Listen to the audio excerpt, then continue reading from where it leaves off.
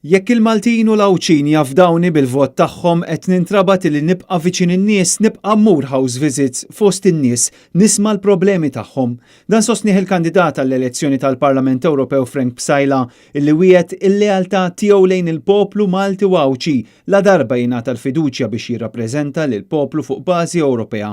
Frank Psajla saħaq illi mhux beħsibu jieqaf u se jxammar il-kmien biex jirrappreżenta lin-nies bl-aħjar mod possibbli. Waqt li kien qed jindirizza attività soċjali tard it-tnejn fil-għaxija, Frank Psajla tenna l-importanza li politiku jisma' l-problemi ta' kull persuna.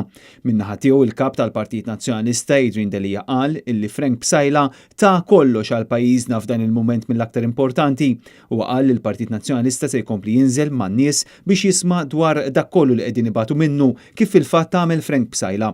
Fil-messaġġ li għadda f'din l-attività, il-kap tal-Partit Nazzjonalista tkellem ukoll dwar il-kampanja negattiva tas-soċjalisti f'Malta u insista illi mill-bidu sa tmiem Muscat irrid li kollox idur madwaru. L-attività kienet indirizzata wkoll mill-viċi kapijiet tal-Partit Nazzjonalista Robert Arrigo u David Agius kif ukoll mis-sindku tas-Siġġiewi Alessia Psajla Żammit.